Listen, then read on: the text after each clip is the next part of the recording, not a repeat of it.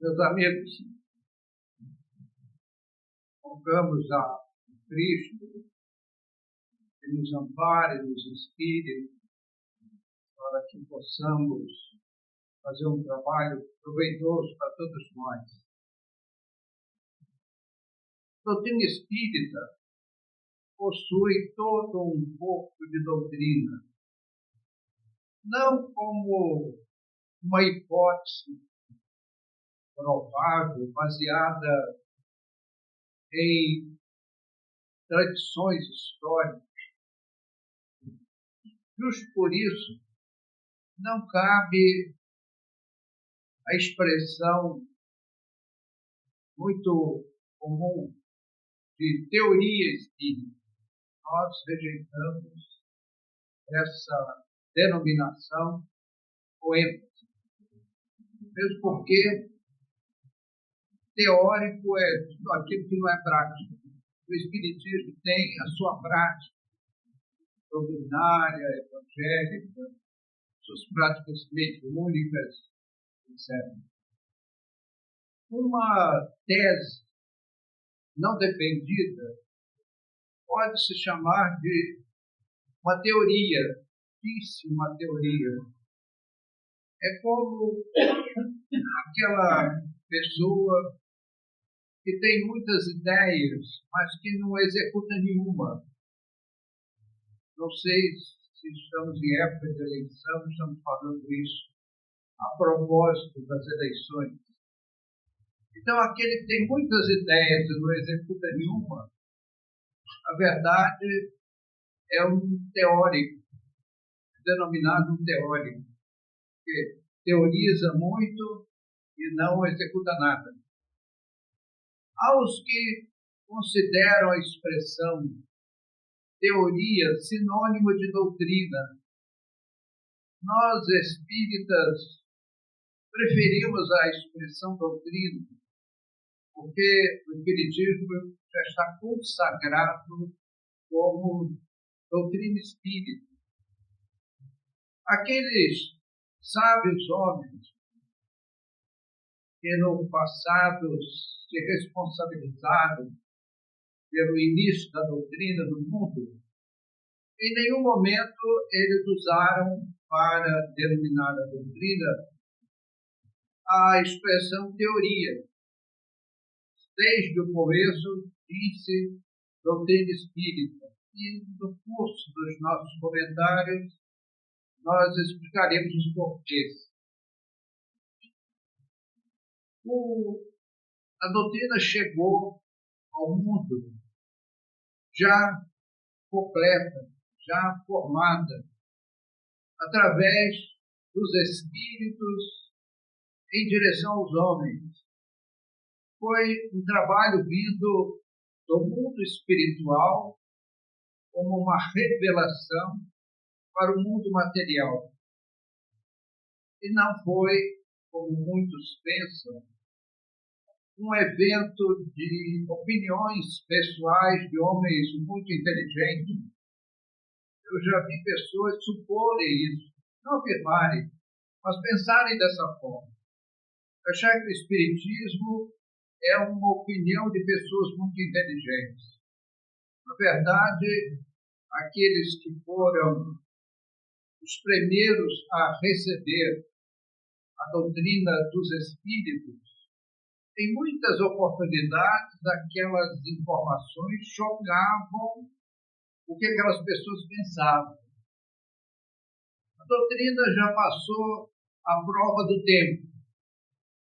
Há mais de 150 anos, aí está a doutrina incólume, intacta. Hoje, ela é mais atual do que nunca. Os seus princípios básicos estão ainda hoje e viverão para sempre com uma precisão inimaginável. Eles são consoladores, insubstituíveis. Então, observe-se que o mundo evoluiu nesses 150 anos mais do que em toda a história da humanidade. A ciência em si teve um progresso verdadeiro, voo estratosférico, reduzindo a pó. Praticamente todas as teses, todas as teorias, por mais de um século de vigor no mundo. Eu li um livro americano já há muitos anos, que ele já não se encontra mais nas livrarias, Deixe-me algumas ilusões. E o autor fala exatamente sobre isso. Tantas coisas que no passado pareciam verdades imutáveis viraram pó. E a doutrina espírita enfrentou a prova do tempo, que é a maior prova que existe. As pessoas lançam as suas ideias, são chamados modismos. Então, essas ideias, esses modismos, têm perna curta. Dentro de um certo tempo, já não se encontra mais aquela verdade, suposta verdade. A teoria é uma proposição, é um preparo. Doutrina é uma consumação. E isso prova a autenticidade, a transcendência da doutrina espírita, porque ela não passou pelo estágio de teoria, ela já veio pronta como doutrina. Adicione-se a este fato o que aconteceu nos primórdios da doutrina, que todo aquele ensinamento doutrinário veio através não de um médium, o que invalidaria. Se só uma pessoa possuísse as verdades espíritas, poria-se dúvida, mas ela foi universal. Foram muitos os médiuns que se corresponderam com Allan Kardec. E Allan Kardec sabia que esses médiuns estavam espalhados pelos 4 cantos do mundo, em diversos continentes, inclusive no Brasil. Creio que os amigos, por serem mais jovens, não conheceram a história de Teles de Menezes, que viveu no interior da Bahia, numa pequena cidade do interior da Bahia. E Teles de Menezes era fluente no francês, escrito e falado, e mantinha uma correspondência com Allan Kardec. Nós, brasileiros, ficamos felizes de já naquele tempo de 1800 e nada, já tínhamos um ilustre baiano no interior do estado, correspondendo neste feito, que foi a vinda do Espiritismo ao mundo. E esses médiuns, eles ratificaram o corpo da doutrina. E Allan Kardec era uma pessoa muito expedita. Ele era um pedagogo, era um intelectual. Ele recebia uma informação de um desses médiuns remotos, por assim dizer, e aquela mesma ideia ele submetia em outro continente a outro médium que não sabia da existência do médium primitivo, e quando ele recebia confirmações de vários médiums, ele achava que aquilo era uma hipótese válida.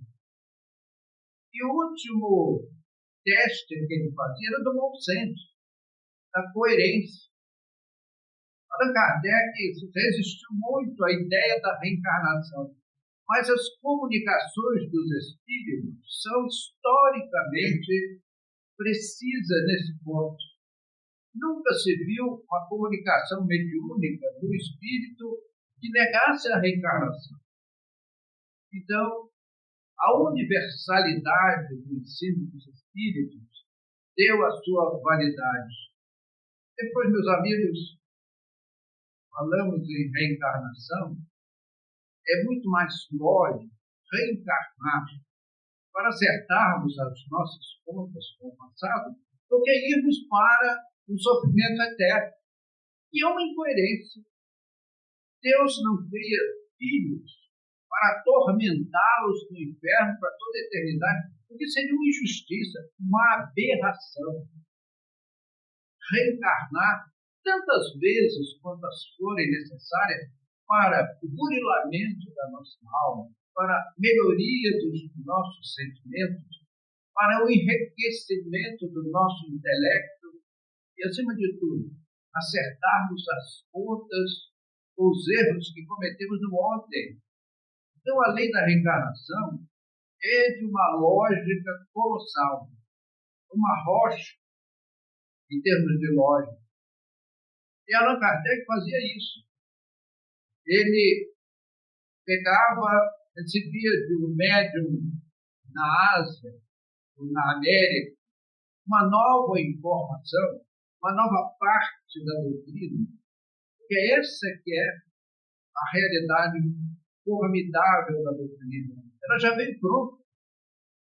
Não foi um homem inteligente que criou todos os argumentos da doutrina espírita, todas as suas informações, elas já vieram prontas do mundo espiritual para nós homens.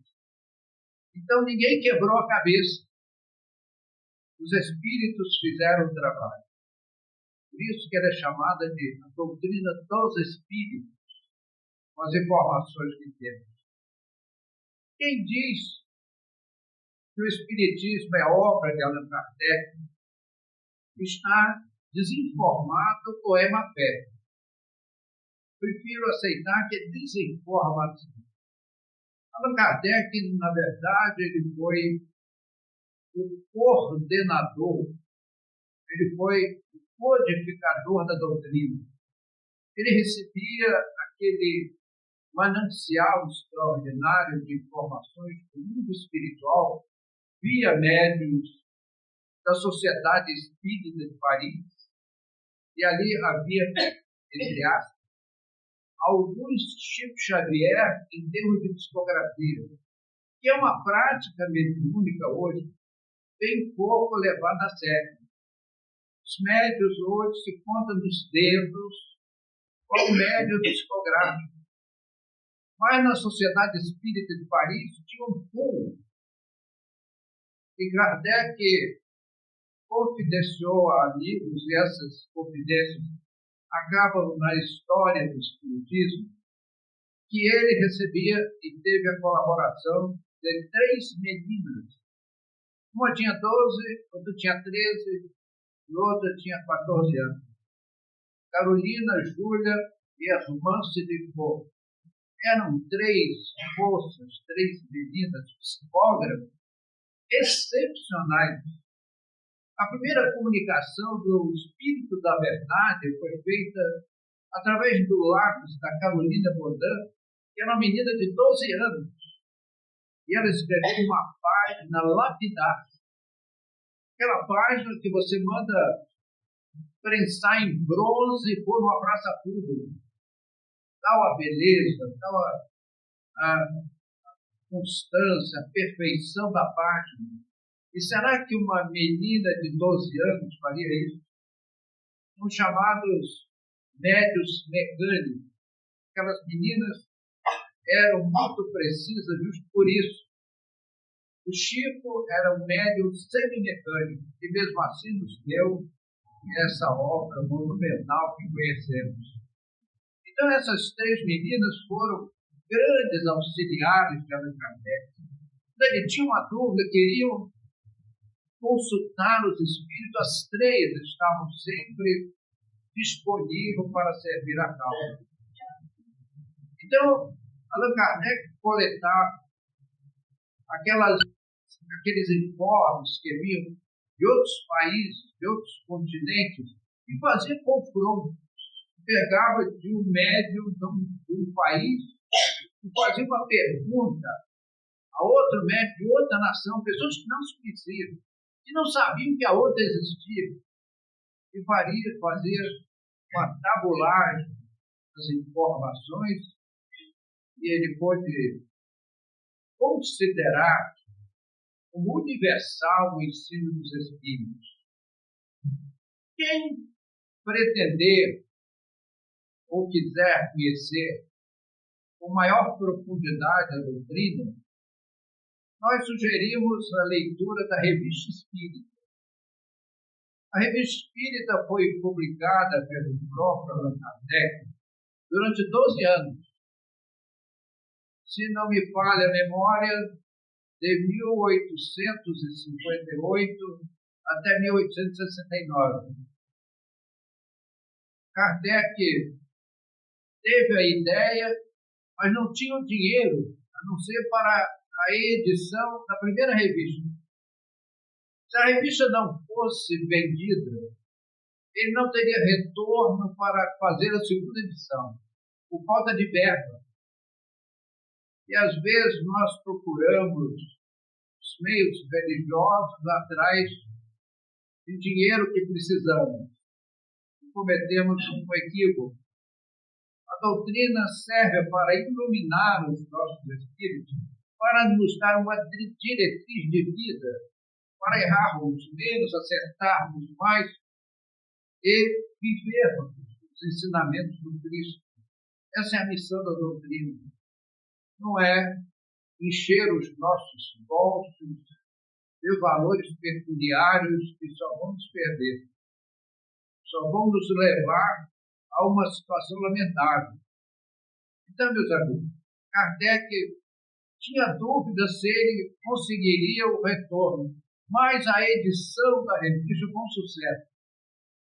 Vocês imaginem, em 1858, lançasse uma revista filosófica. E precisava do retorno para fazer a segunda edição.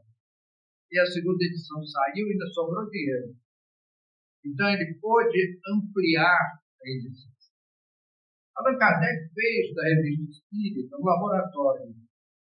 Aquelas informações que vinham de diversos países do mundo, inclusive do Brasil, elas eram postas na revista e submetidas à apreciação da família espírita francesa, principalmente Lyon, onde houve uma grande aceitação, um expoente na doutrina espírita da época.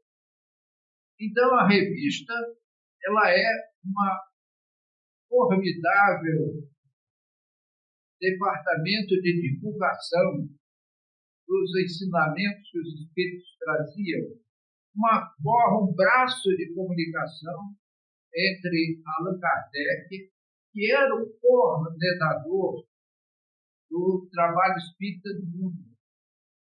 Kardec era um homem pedagogo, que viveu ligado ao ensino, à educação intelectual do francês, era diretor de escola, e foi mestre da Sorbonne, era um intelectual, uma pessoa profundamente organizada, e ele soube juntar todos esses informes chegados nos 4 anos do mundo e dividir em grupos seletos e, com esses temas afins, lançar os chamados livros básicos da codificação.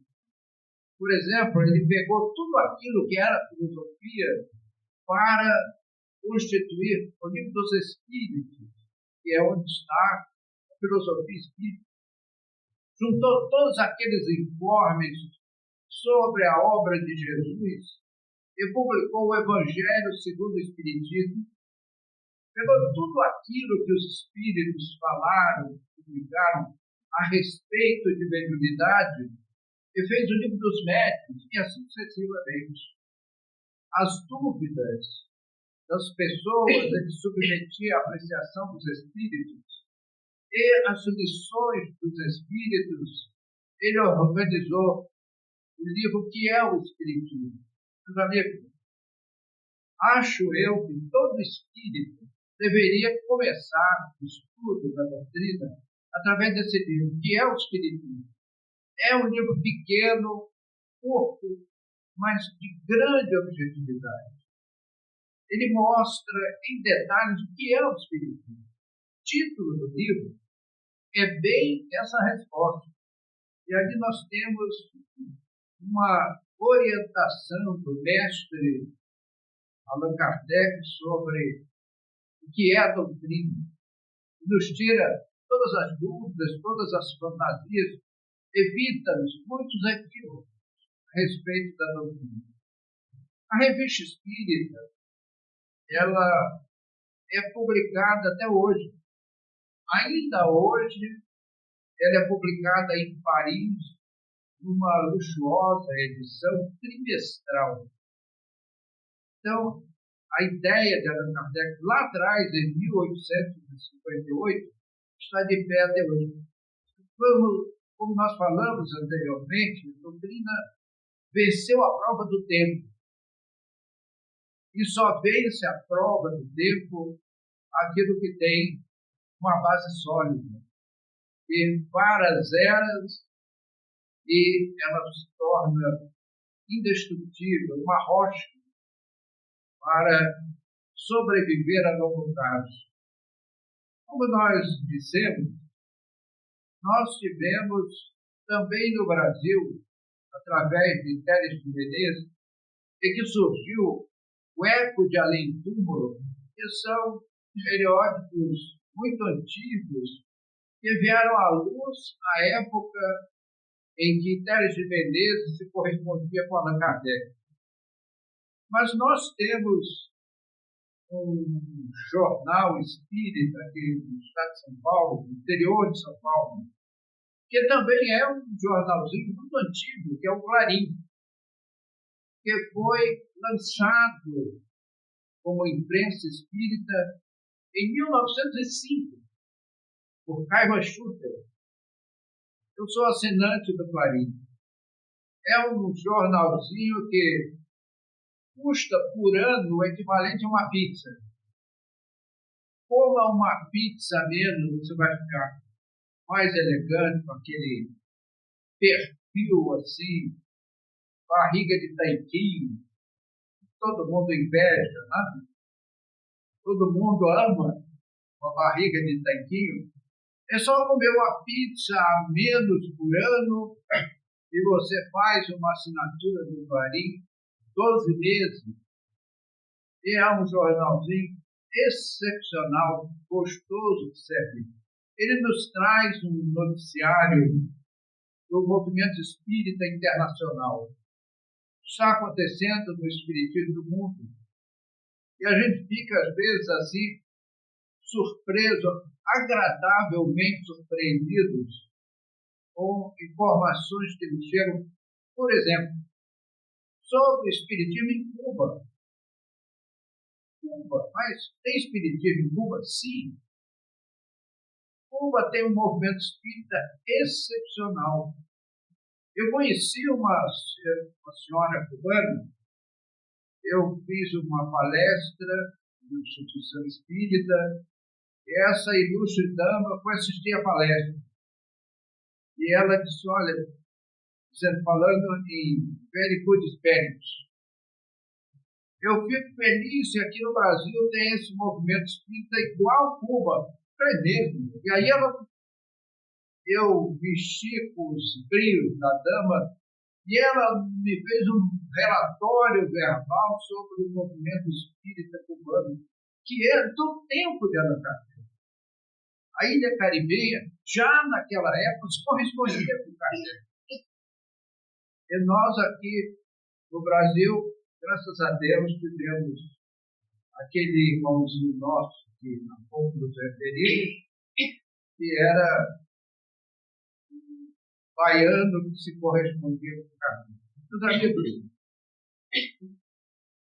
a doutrina espírita, ela foi anunciada, eu não diria prevista, ela foi anunciada por Jesus.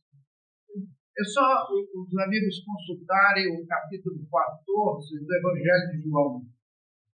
Lá diz textualmente, se me amais, guardai os meus mandamentos. E eu rogarei ao Pai, ele vos enviará um novo Consolador, o Espírito da Verdade. Quando me referi à página escrita por Carolina Bodano, uma menininha de 12 anos de idade, e ela, ao final daquela belíssima página, assinou o Espírito da Verdade. Então, alguém vai certamente supor que ela estudou o Evangelho aos 12 anos. Não tinha nem acesso aos chamados textos bíblicos. Era uma menina que brincava de boneca. E quando convocada, inicialmente pelos pais, e depois pelo professor Rivela, ela se punha a escrever mecanicamente. Como fazia o Chico? O Chico punha a mão esquerda sobre os olhos e não via o que estava escrevendo. E o papel corria, o lápis corria sobre o papel, e alguém ia tirando as páginas. E assim o Chico escrevia muitas páginas. Aquela menininha, Carolina Bodano, era uma menina extraordinária. Eu tenho certeza que hoje ela habita as esferas espirituais numa condição de felicidade, de todo o bem que fez à humanidade, especialmente a nós espíritas. E quando ela escreveu aquela magnífica página, que nós que aquecemos os banquinhos dos colégios não seríamos capazes de escrever, e assim do Espírito da Verdade, será que foi? Porque ela era uma moça muito culta, com uma cultura histórica extraordinária, e foi buscar todos aqueles informes, assinar Espírito da Verdade, porque Jesus disse: eu vos enviarei o Espírito da Verdade. E ele vos fará lembrar tudo que vos tenho dito, e vos ensinará todas as coisas. Meus amigos, não é isso que a doutrina espírita faz? A cada palestra, nós lembramos Jesus N vezes, porque Ele é o nosso mestre. Ele é a nossa sustentação espiritual, o amigo dileto, que não nos permite andar em trevas. Nós lutamos com as nossas dificuldades humanas, as nossas lutas terrestres, porque delas precisamos. Nós vimos a Terra para batalhar a nossa melhora espiritual. Nós não vimos uma viagem de recreio. Ninguém na Terra em regime de férias, porque até os ricos choram. Já citei aqui mais de uma vez um bilhardário europeu que conheci num evento empresarial. Eu vi aquele velhinho derramar lágrimas quentes pelo suicídio do seu único filho. Filho que ele entregou 10 empresas multinacionais para o rapaz dirigir. Ele conduziu tão mal as 10 empresas que elas foram para o vermelho, para a inadimplência. Isso magoou profundamente o coração daquele idoso idealista com aquelas empresas, e o rapaz desesperado deu um tiro na cabeça. Então, meus amigos, os bilhardários também choram. Eles também adoecem, eles também deixam esse mundo e largam aí para terceiros os grandes latifúndios, os grandes patrimônios. Até parece que nós vamos levar, não é isso? Parece que tudo que nós temos vamos levar juntos. Nós chegamos nesse mundo absolutamente sem nada, e dele vamos sair sem nada também. Tudo será transferido a terceiros. A doutrina nos coloca isso com grande evidência. Nós vemos esses espíritos sofredores que ainda chegam às reuniões de desobsessão falando: a minha casa, a minha fazenda, a minha fábrica. Meus amigos, que nós não tenhamos essas ilusões. Usemos todos os patrimônios com responsabilidade que a vida nos confia. Mas saibamos, tenhamos em perspectiva de que tudo está em nossas mãos, é tudo precário, até o corpo de carne que nós usamos. Em um dado momento, quem sabe, um colapso cardíaco, um AVC, está na moda, né? Derrame cerebral está na moda. E aí nós podemos ficar inutilizados numa cama se não entregarmos os ossos ao túmulo para que as minhocas façam aquela festa. Né? Principalmente aquelas pessoas que se avantajaram nos quilos, nas gorduras, nos tecidos abundantes. Vamos fazer os vermes, fazer a festa. E queira Deus que nós possamos nos sonharmos dos ossos cansados de consciência tranquila. Não porque não erramos, porque nós somos humanos, somos sujeitos a erro, mas não erros intencionais, que sejam os nossos erros, equívocos por incompetência. Quem não comete erros por incompetência, por má observação, por mau cálculo, por fazer uma pontaria errada e cometemos erros, não teremos dramas de consciência pelos equívocos, mas o teremos sim. E precisaremos voltar à terra para o resgate dos erros cometidos por intenção, onde há o dolo, onde há a intenção do crime, e nós vamos nos arrostar com a consciência do devido tempo. Cristo sabia, por óbvio, a confusão que os homens fariam com a sua doutrina. Ele sabia que o mundo precisava do Espiritismo. E avisou a humanidade que enviaria o Espírito da Verdade. Hoje o mundo tem mais de 2.000 correntes religiosas baseadas no cristianismo. E cada uma delas é a única e verdadeira Igreja de Cristo. Assim dizem. E fazem arrecadações bilionárias. Você vai dar dinheiro para Jesus hoje? Não se esqueça de que 10% tudo que você tem pertence ao Cristo. Meus amigos, o que foi que Jesus nos disse? O Filho de Deus não tem uma pedra para reclinar a cruz. Jesus não profissionalizou a religião. Não fez da religião quem devida. Foram os homens. Quem foi arrecadar 30 moedas de ouro foi Judas, não foi o Cristo. Então, nós aqui estamos como espíritas por ideal. Nós vivemos à custa do nosso trabalho, da nossa responsabilidade e fazemos por ideal. Nós queremos um mundo melhor, damos a nossa contribuição, damos o nosso carinho ao mundo, devolvemos, como nos ensinou Jesus, o amor pelo desamor do mundo.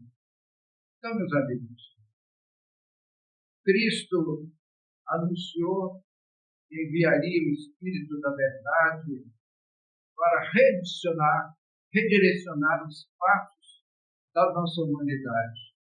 E nós, inspirados neste Evangelho sublime de Cristo, reorganizamos nossas vidas para vivermos como um espelho daqueles ensinamentos. Ou pelo menos nos esforçarmos muito para viver a margem celeste das instruções do Senhor. Que Ele nos abençoe e nos guarde. Obrigado.